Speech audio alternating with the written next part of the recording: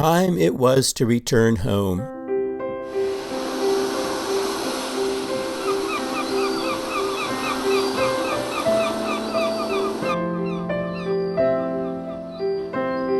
Early in October 1855, Harriet's ship departed.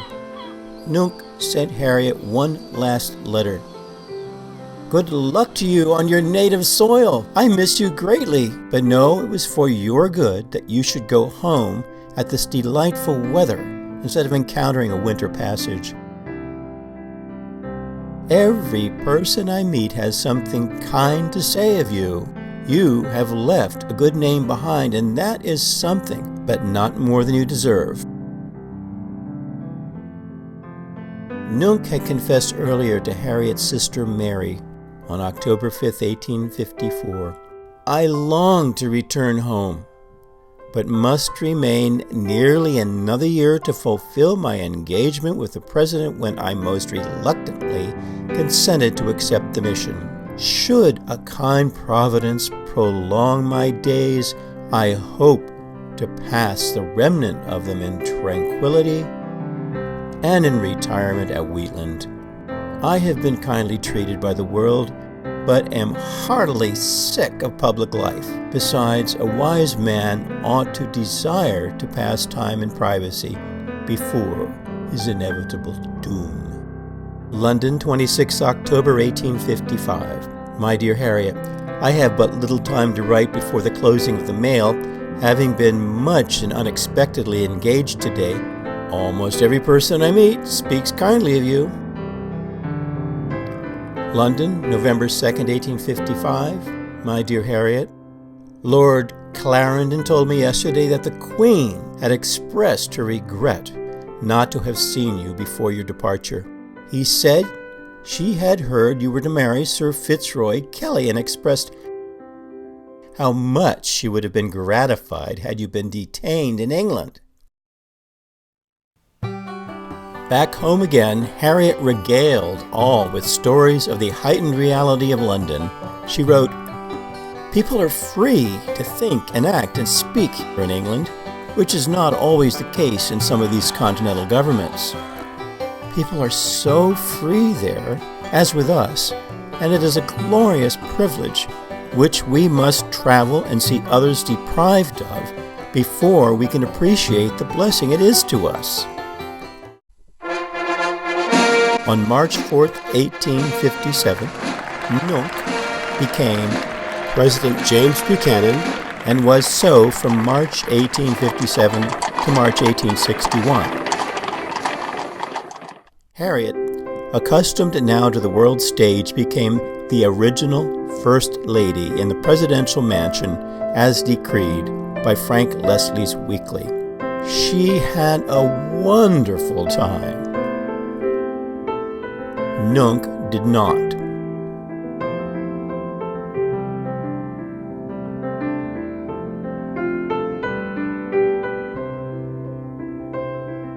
Harriet had a natural instinct for orchestrating the social events, dinners, and entertainments amid a minefield of tensions on the verge of exploding. So strained that President Buchanan basically ignored his Vice President, John C. Breckinridge, a pro-slavery hardliner. Above all, Harriet's foot never wound up in her mouth. In all events she oversaw, she was not extravagant, was formal, and she was successful.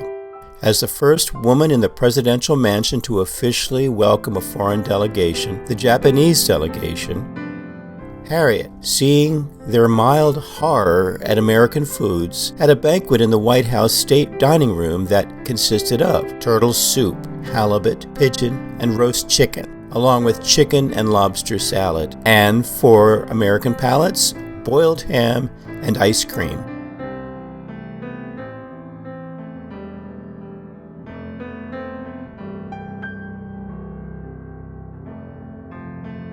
A delegation of Japanese representatives traveled to the United States to ratify a new treaty of friendship, commerce, and navigation.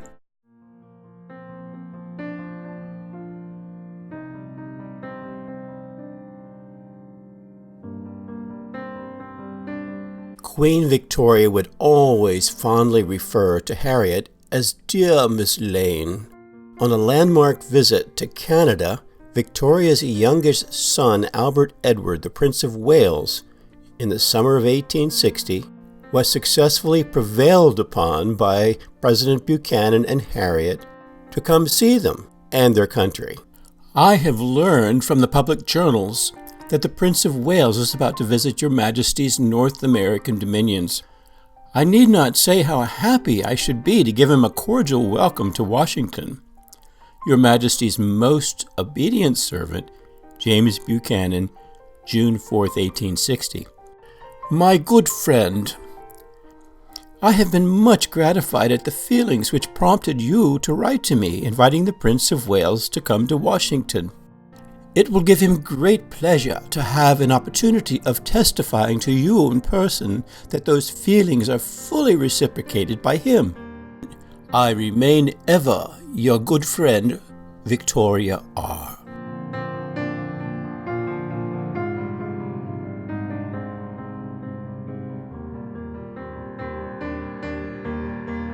The prince was mobbed everywhere he went by giddy throngs in cities from Richmond to Pittsburgh. And when he came back to Washington, D.C. to spend 3 days with Nunc and Harriet, it included a symbolically important, much-remembered visit to George Washington's tomb at Mount Vernon. Wrote a British reporter for The Examiner,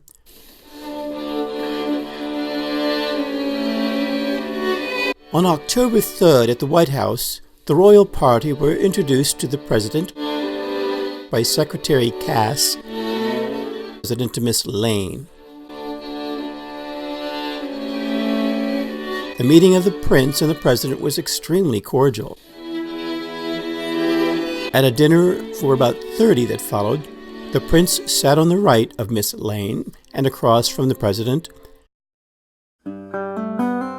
The next day, after touring the Capitol and the Washington Monument, that the prince likened to a lighthouse, the reporter wrote, "The prince then left, the immense crowd gathering in front of the most recent visited building and cheering him as he drove off, accompanied by Miss Lane and Mrs. Secretary Thompson." The prince and the party visited Mrs. Smith's Institute for Young Ladies, remaining for 2 hours and expressing themselves delighted with their visit. The prince enjoyed several games of 10 pins with Miss Lane and laughed heartily at the sport. He has been so long deprived of ladies' society that he cannot conceal his gratification, and although too tired for receptions, is never too weary to go out with Miss Lane. At the gymnasium, the prince seemed a boy again. Miss Lane and the prince conquered Mrs. Secretary Thompson and the Duke of Newcastle at 10 pins, and then, with a little effort, Miss Lane outrolled the prince. Mount Vernon, October 5th, 1860. How much was suggested of interest in the past, of hope for the future. That July, the Mount Vernon Ladies Association had taken possession of Mount Vernon from John Augustine Washington III for $200,000 period dollars, the first act of historic preservation in the young nation's history. 10 a.m., October 5th to Mount Vernon. The day was lovely, and the run of 25 miles down the Potomac was much enjoyed by all.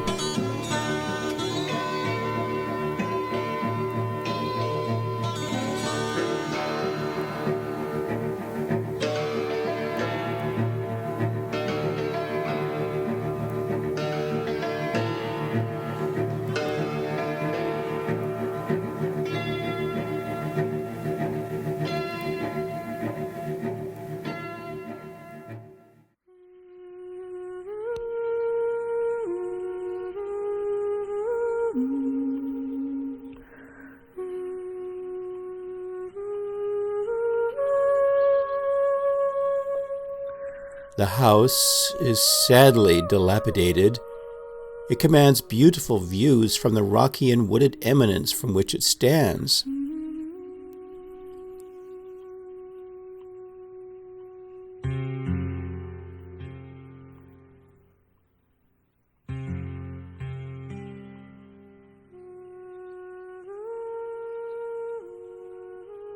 The royal party were deeply observant, asking many questions.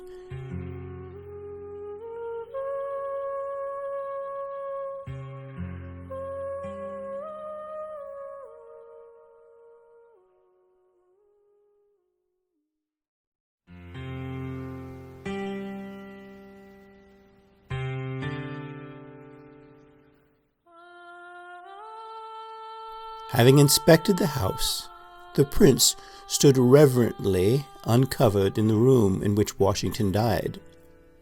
Later, the party with uncovered heads ranged themselves in front of the tomb, as simple yet so grand in its associations, and silently contemplated the tomb of Washington, the father of a country, second to none. As the Prince and President Buchanan stood together before the tomb of Washington, how much was suggested of interest in the past, of hope for the future. The ceremony over, the party again stood for a few moments before the tomb, then turning away in thoughtful silence, retracing their way to the Harriet Lane cut vessel, which during their absence had been transformed by means of gay flags and canvas into a beautiful dining saloon.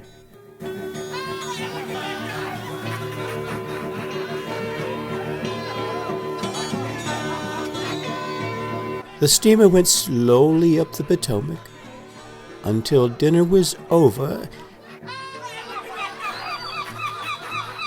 and the deck cleared for dancing, and the marine band furnishing the music. Some quadrilles enlivened the return voyage. The prince opened the dance with Miss Lane. The whole party were in such excellent spirits. 4 hours were consumed in the passage to Washington.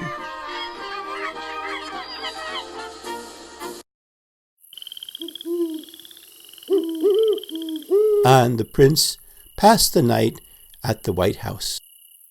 According to a memo of Miss Lane's, it was in the north room over the small dining room, the adjoining on the northwest corner of his dressing room.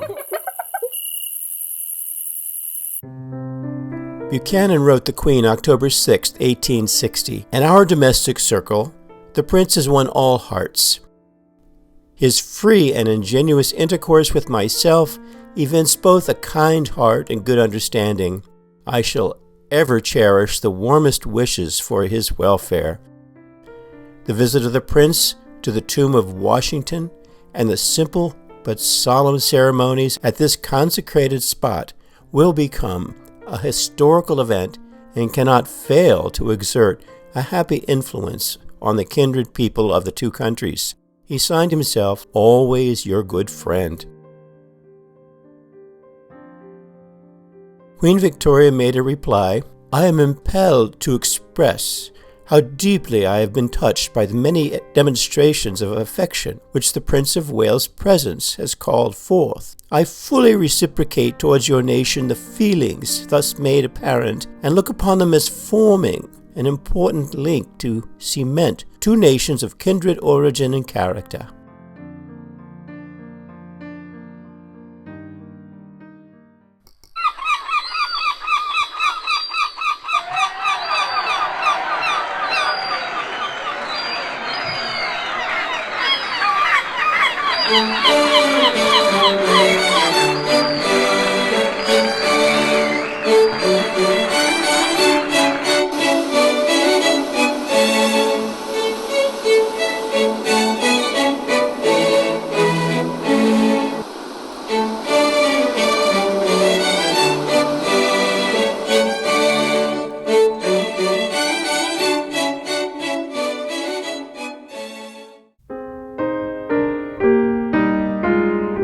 The day Prince Albert left, Harper's Weekly in an editorial wrote, "We are inclined to think that this visit of the Prince to the United States will prove one of the most beneficial measures of Queen Victoria's reign.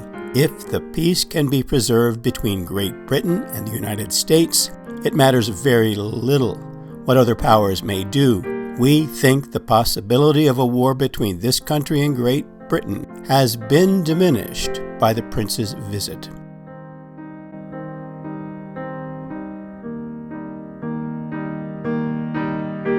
When Victoria died, after feeling a little weak, the Prince, or Bertie to Harriet, invited her to his coronation on August 9, 1902, when he became King Edward VII.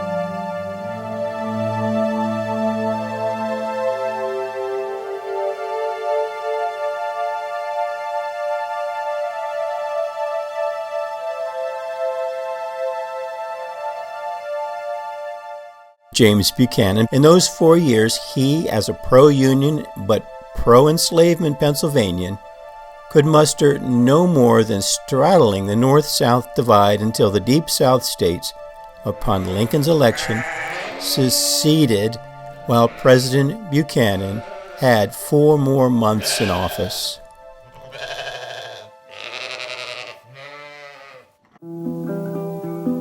Did the warm ties between the royal family and Nunc and Harriet matter when the Civil War came?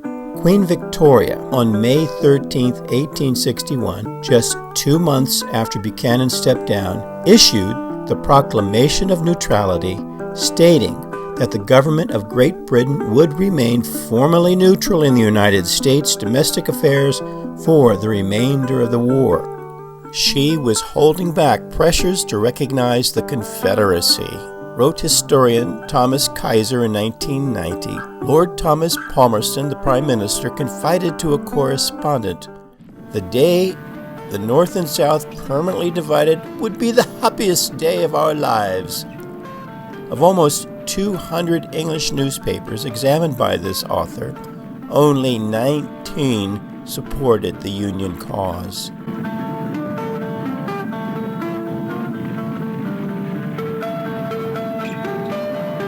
For the next year, British businessmen could evade the federal blockade and trade with the Confederacy by trading through the Bahamas, Mexico, and Cuba. Their economy, as in France, sagged.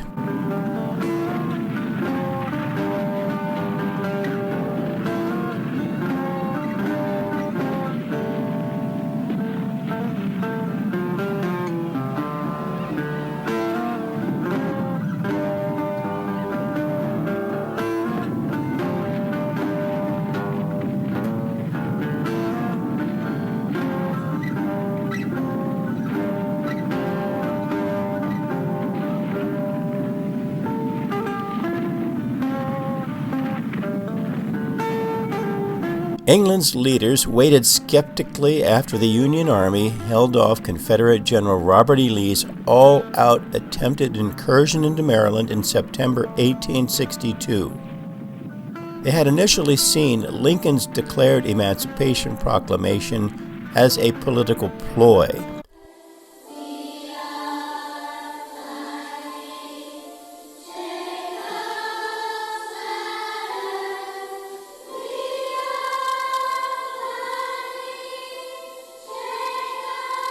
That on the first day of January in the year of our Lord 1863, all persons held as slaves within any state or designated part of a state, the people whereof shall then be in rebellion against the United States, shall be then thenceforth forever free.